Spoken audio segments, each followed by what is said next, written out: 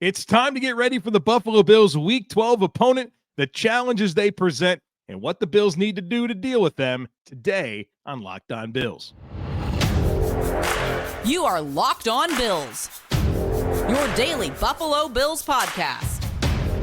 Part of the Locked On Podcast Network, your team every day.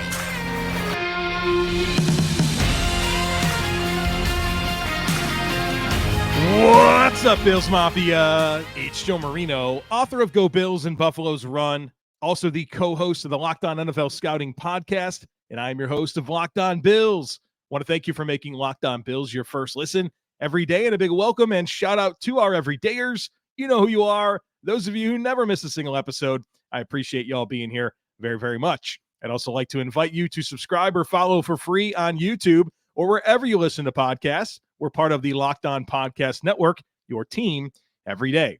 This episode is brought to you by BetterHelp. Find your bright spot this season with BetterHelp. Visit BetterHelp.com/LockedOn today to get 10% off your first month. Well, folks, thanks for being here and happy Thanksgiving to you. I'm recording and publishing this episode on Thanksgiving, and I hope that you and your family have an amazing day. I am very, very thankful for anyone who has ever listened to this podcast. It means the world to me. And all I ever wanted to do was be in football media, and this has allowed me to do that. And so thank you, thank you, thank you. I am sincerely grateful for anyone who listens to this podcast or who has ever listened to one of my podcasts. I really, really appreciate it.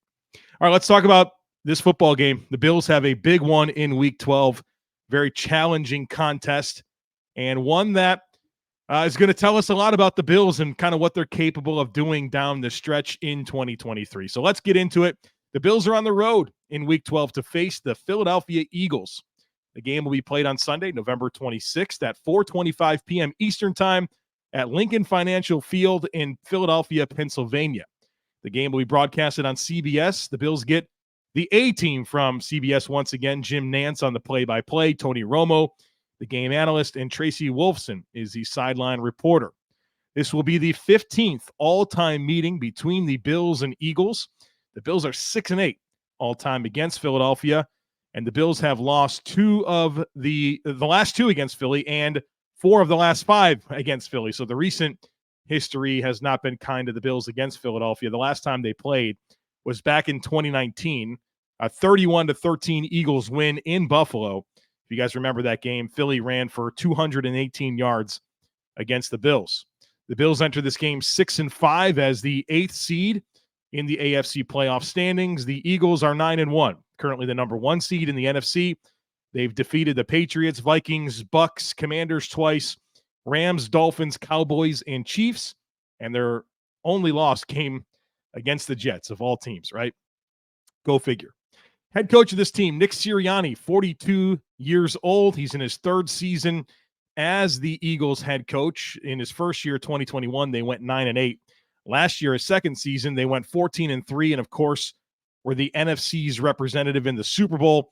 So far this year, they're off to a 9-1 start, so a 32-12 record for Nick Sirianni with the Philadelphia Eagles. Before he came to Philadelphia, he was the Colts offensive coordinator from 2018 through 2020. Before that, the Chargers quarterbacks and wide receivers coach.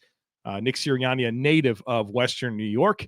And, of course, that's fun because Sean McDermott is kind of a native of the greater Pennsylvania area, or the greater Philadelphia, Pennsylvania area. So teams with coaches that are from the city that they're playing against this week. Kind of an interesting dynamic. The quarterback for the Eagles is Jalen Hurts. 6'2", 223 pounds, 25 years old, was a second-round pick in 2020, number 53 overall by the Eagles out of Oklahoma, has started 44 games to them to this point, and the Eagles are 32-12 in those 44 starts. So far this year, he's having a great season. 68.5% of his passes are completed, 250 passing yards per game, 15 touchdowns, 9 interceptions, and a passer rating of 94.8. Let's take a deeper look into his metrics over his last 4 starts. Average time to throw for Jalen Hurts is 2.94. That is not very fast. That's 25th in the NFL. This is a quarterback that will hold on to the football, and he is sackable. They have a great offensive line, but Hurts because he does hold on to the football, does find himself in some situations where he faces pressure and gets sacked. He's been sacked 13 times in his last 4 games, and that is 9.5% of passing plays. And so I am not comparing him to Zach Wilson or Russell Wilson, but the Bills are on a little bit of a streak here of 3 quarterbacks in a row that actually don't get the ball out very quickly, right? They played all these quarterbacks in a row that quick trigger, ball comes out quick. That's not the case the last few weeks, and that continues against Jalen Hurts. Average depth of target is 8.1, which is 13th in the NFL. 11.4% of his throws are 20 yards or more down the field, which is 19th. And the Eagles are probably thinking they should do that more because Jalen Hurts, when he throws a deep ball, it is very successful. 7 of 13 for 225 yards, 3 touchdowns, no interceptions over his last 4 games when pushing the ball down the field. 63% of Jalen Hurts' throws are to his first read. That's kind of middle of the pack. 44% of the time he gets it out in under 2.5 seconds, which means 56% of the time he holds on to it for more than 2.5 seconds. And he's really good regardless if he gets it out quick or he holds onto the ball. When he gets it out quick in under 2.5 seconds, completes 76.7% of his passes with a passer rating of 104.9. And those are good numbers, right? But he's really good when he does hold on to the football. 68.5% completion percentage. That's number 5 in the NFL. And a passer rating of 123.5, which is 4th. So the Bills are going to have a tough task here. You got to cover for longer against this guy. And when he holds onto that ball and he can get creative and play off script, not only can he really make you pay with his arm, but he's also very dynamic with his ability to run and pick up yards that way. Just a dual threat, really, really good quarterback. He's under pressure 40% of the time, which is the 10th highest amount in the NFL. And man, he's awesome when he's under pressure. And he's awesome when he's kept clean. So look at these splits. Normally, whenever I do this, the when kept clean numbers are way better than the when pressured numbers. And Jalen Hurts don't care about it. He's good no matter what. When he's under pressure, his passer rating is 111.9. That's 3rd best in the league. His completion percentage, 64%, which is 5th best in the league. I mean, this guy is just really, really good when things are breaking down around him. When he's kept clean, like I said, he's really good there too. 114.6 passer rating, which is 7th in the league, and he completes 77% of his passes, which is 6th best in the league when kept clean. Play action, these are interesting numbers here. They have a lot of play action, but Jalen Hurts isn't necessarily better with play action. So 31.4% play action percentage, which, I like that 30% or higher mark, and they certainly give that to Jalen Hurts. It's 4th highest in terms of frequency in the NFL, but what's really interesting is there's a dip in production with and without play action. And with the play action is where the dip is, which is the surprising piece of that. His completion percentage drops 21% with play action compared to without play action. So without play action, 121.5 passer rating, 80% completion percentage. That's number 1 and number 2 in the NFL, respectively, in those metrics. With play action, his passer rating is 93.4, so a big dip there from 121.5, and the completion percentage, as I mentioned, a big dip there, 58.3% completion percentage with play action. So they give him a lot of opportunities with play action, but surprisingly, his numbers are better, significantly better, without play action. Screens, they do that 12.4% of the time. That's 14th in terms of frequency, 6.4 yards per attempt, which is 11th in the NFL. So the Bills are on a streak here of playing some elite quarterbacks, right? This is going to be Jalen Hurts and to Patrick Mahomes and to Dak Prescott and to Justin Herbert. You can get Mac Jones or whoever the Patriots are going to play, and then you have Tua Tagovailoa. So really productive quarterbacks the rest of the way for the most part.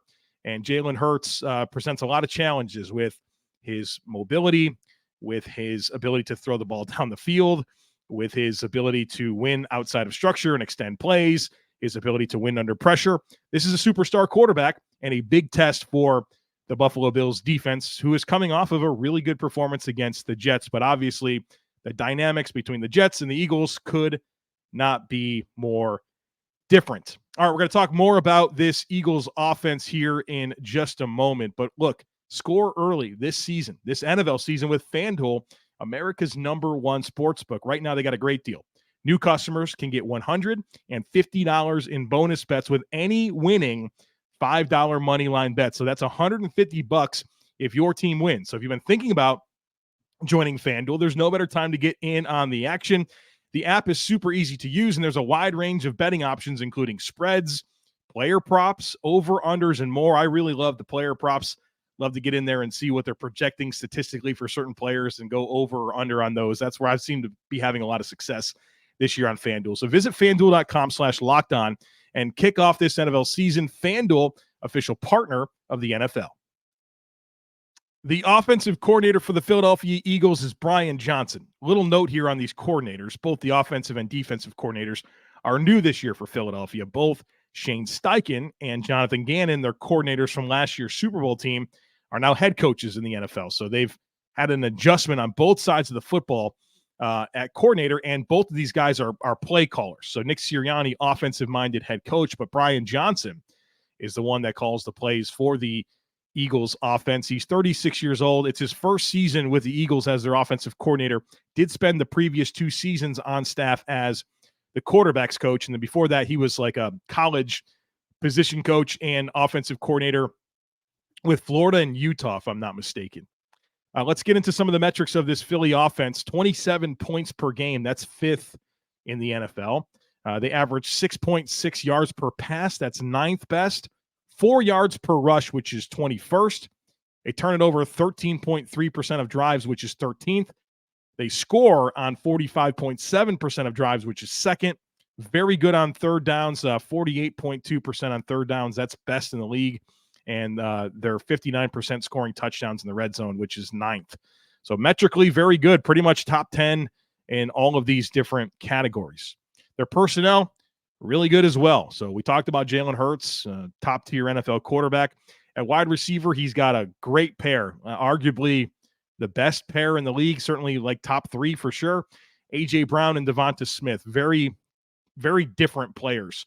You know, A.J. Brown, like dense build, 6 foot, 225 pounds, 4.4 speed, and unbelievably physical. I mean, I think this might be the most physical receiver in the NFL. I think, yeah, more than Jamar Chase for sure. I mean, this guy's ability to be big and powerful and explosive, win after the catch. He's a dog, and he can win vertically, and he can win anywhere. He's a very complete player, inside and outside, deep, short, whatever you want to do. And then Devonta Smith is the opposite of him, kind of a very dense, slim build, like 6 foot, 170 something pounds. But a route runner, a guy that can really win routes, and a guy that the game slows down for him at the catch point. He just really knows how to put himself in position to catch the football, and he's got secure hands. So these guys, very, very, very good receiving duo that have complementary skill sets. And what's interesting, though, is they don't really have anything else at wide receiver. So it's those 2 guys, and then it's like Lamade Zaccheaus, who I think is a nice like 4th, 5th receiver. Had some production with the Falcons, but hasn't really turned it on with Philly. They signed Julio Jones as well recently to come in and try to make some plays. But the reality is, I mean, you've got 1,600 yards combined from Brown and Smith, and then the next highest wide receiver is Zaccheaus with like 87 yards this season. At tight end, they do not have Dallas Goedert. He is not available for this game. He's injured. And so that means it's Jack Stoll, Grant Calcaterra, and Albert Okwuegbunam. And Stoll will get most of the run there, but he's really a blocker, not much of a dynamic pass catcher. Grant Calcaterra was a productive player in college, but has not done anything for Philly. And Okwuegbunam is a big athletic tight end that has had some flashy moments, but again, has not been productive for Philadelphia. So that offense not having Dallas Goedert is a big deal. He's one of the best tight ends in the league.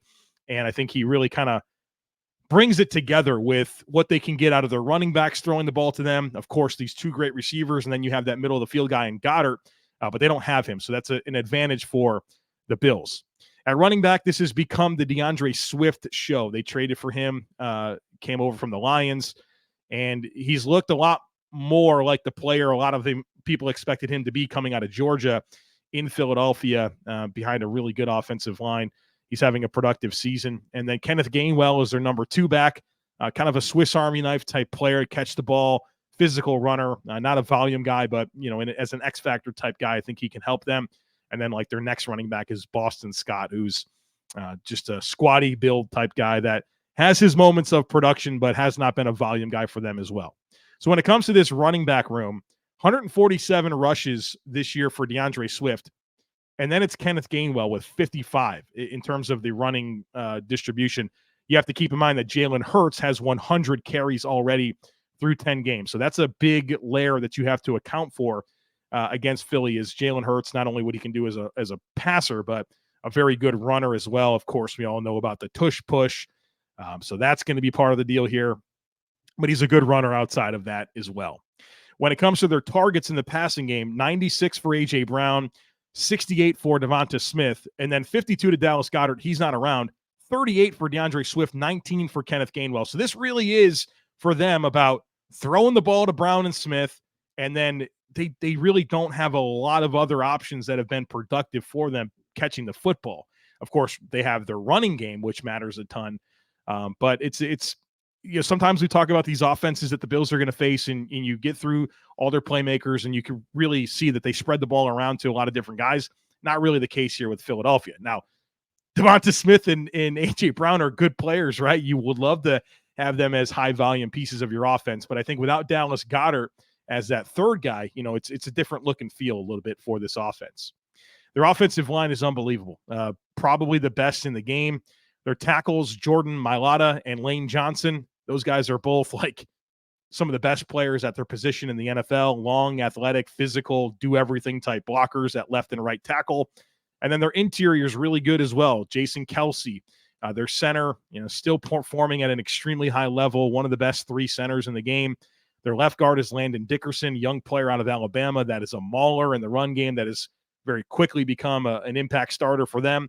And then right guard is Cam Jurgens. I think they drafted him to be the successor for Jason Kelce, super athletic guy.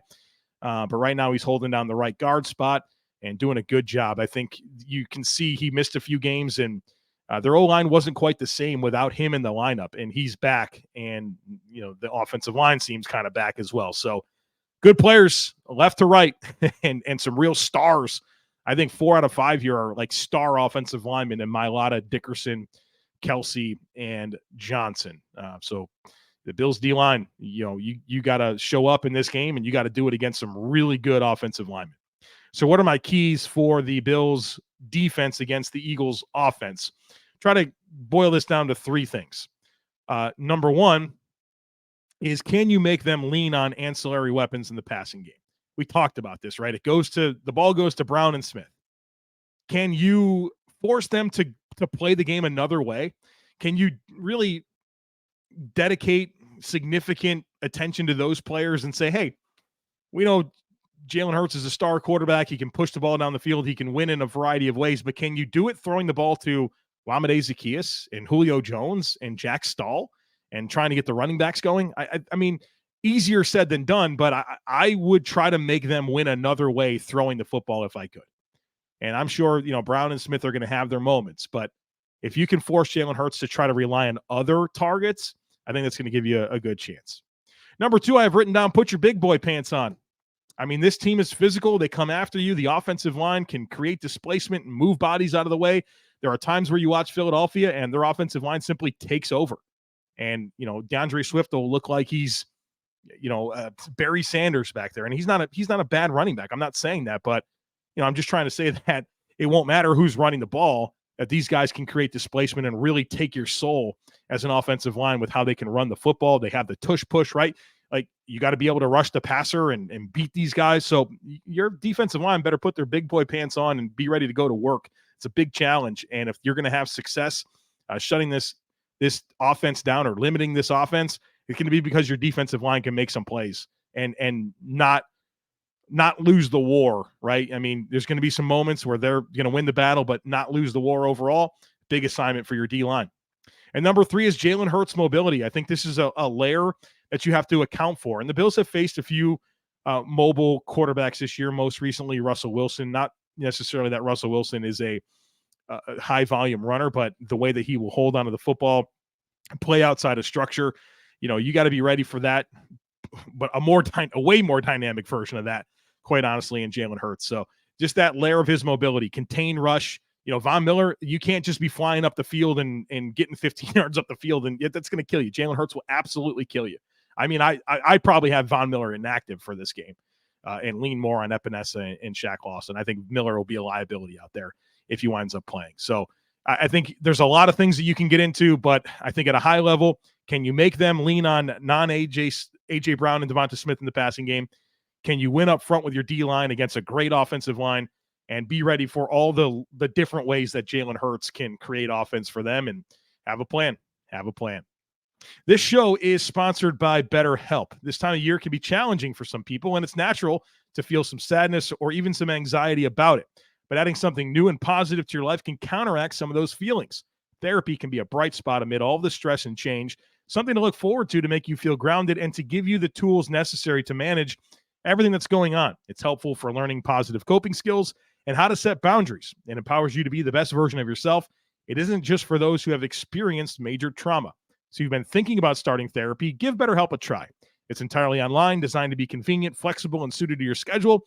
All you do is fill out a brief questionnaire. That'll get you matched with a licensed therapist. And you can switch therapists at any time for no additional charge. Find your bright spot this season with BetterHelp. Visit BetterHelp.com/LockedOn today to get 10% off your first month. That's BetterHelp, HELP.com/locked.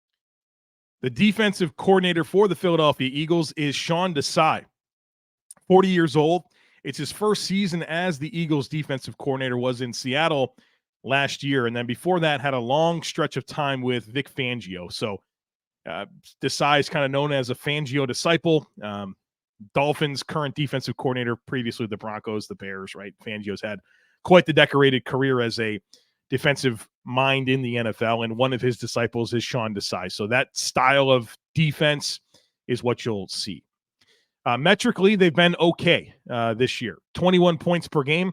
That is 16th in the league. They allow 325 yards per game, which is 14th. They allow 5.7 yards per pass, which is 9th. 4 yards per rush, which is 12th. They get a turnover 11.7% of drives, which is 17th. Their turnovers seem to come in bunches this year. They played 10 games.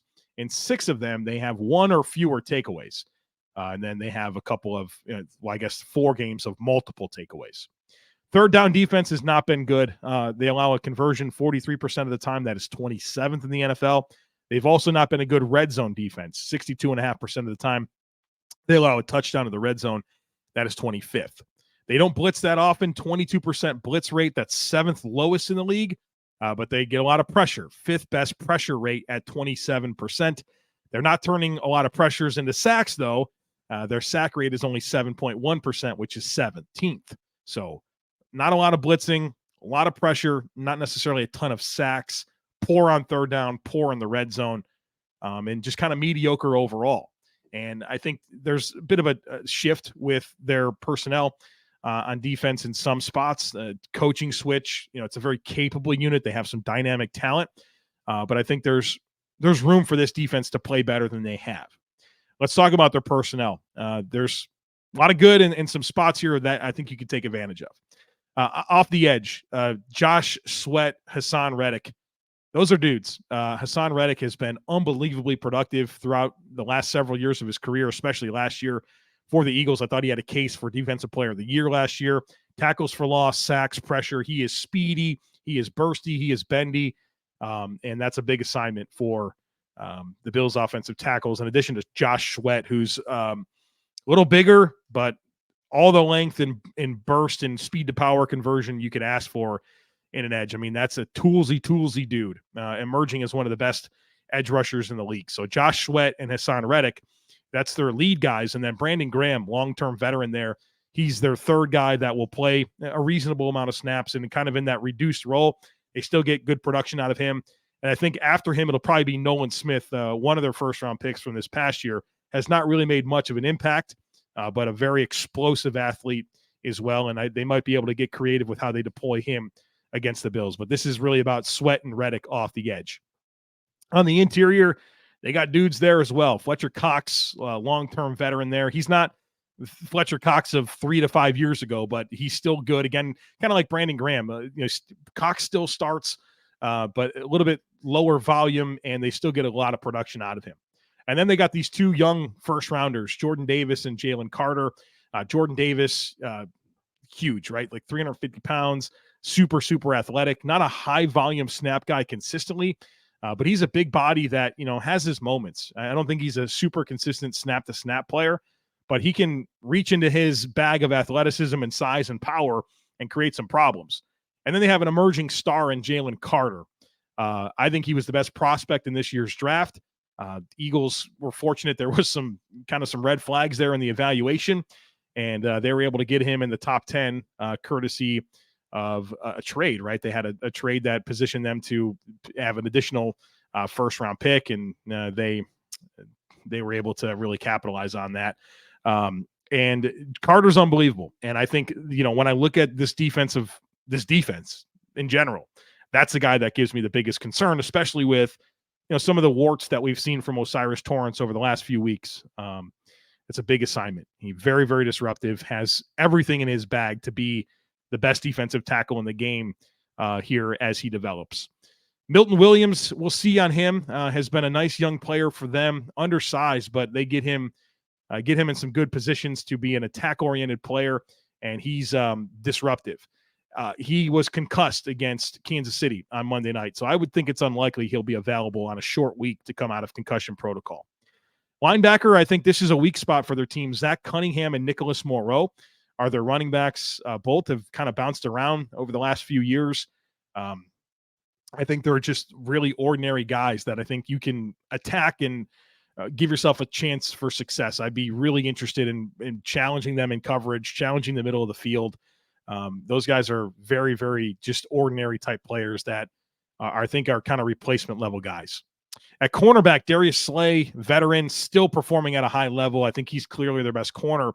James Bradbury has been a good running mate for him, but I don't think he's having his best season. I feel like as I watch Philly this year, James Bradbury is the one that teams are getting a lot of success kind of going after this year. So that's kind of the guy in the secondary, at corner, that I think would be your best option to attack. They've added Bradley Roby recently to be their slot corner, long-term veteran in the NFL. This will be his fourth game with the defense, and I think he probably had his best game all year against Kansas City. So a veteran slot that is settling in. At safety, really interesting group here. Reed Blankenship, young player, second-year player out of Middle Tennessee State, has settled in and played well. He's a physical safety, downhill, tackles well. I don't know that he's great in coverage, but I think he's complemented kind of what they need as their lower safety player in this defense. And then Kevin Byard, who they just traded for. They gave up a ham sandwich and a bag of peanuts to the Titans and got Kevin Byard, who has been, I think, one of the best free safeties in the league for a long time.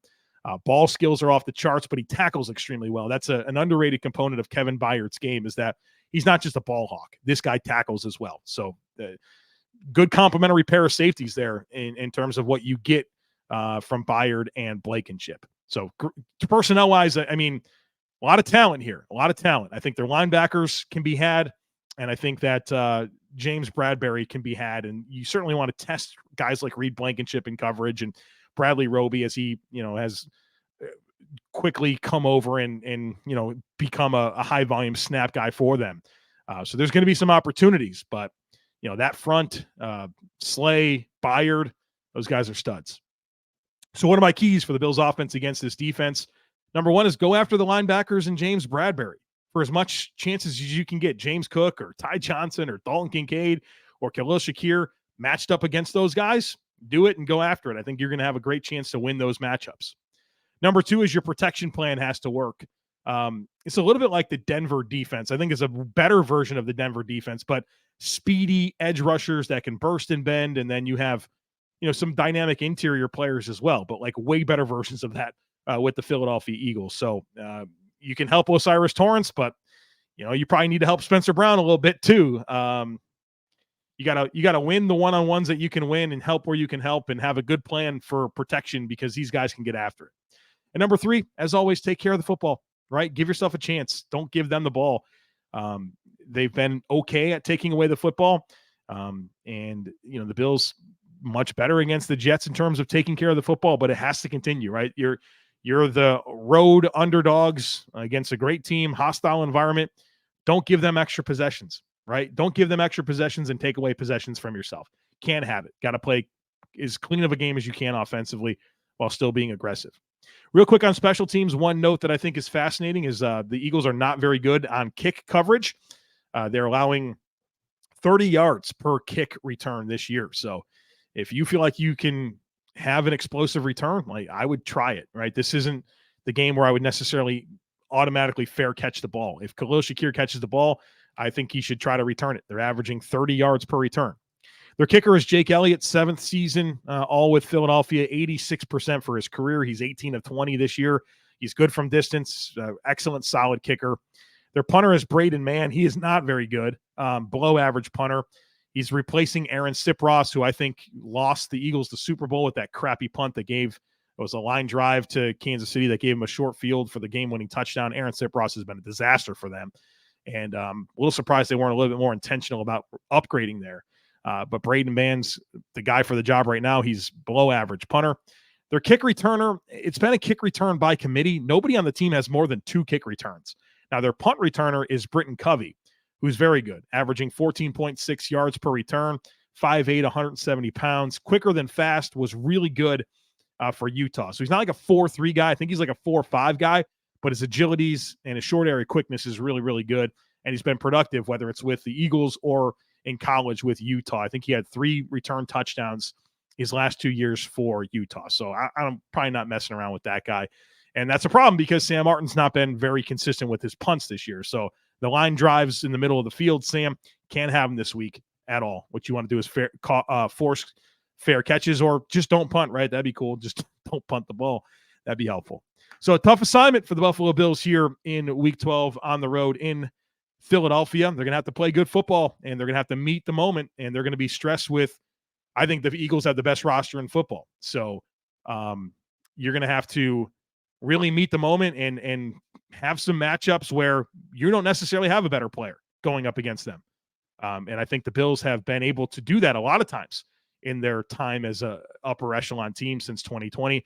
This is a team that can really match you. And I think right now, as they align on paper, they're going to have advantages matchups wise. So take advantage of what you can and rise to the occasion otherwise. Big game here for the Bills in Week 12. We're not done talking about it, though. We're done for today, but we'll have one more conversation. I'll give you my final thoughts. We'll talk to Dr. Kyle Trimble of Banged Up Bills. I'll give you my 5 predictions for Sunday. So don't miss anything. Make sure that you're subscribed. Hope you have a great rest of your day. Would love it if you took a second to rate, review, and share the podcast. Happy Thanksgiving. Go Bills. And I look forward to catching up with you again one more time before the Bills face the Eagles in Week 12.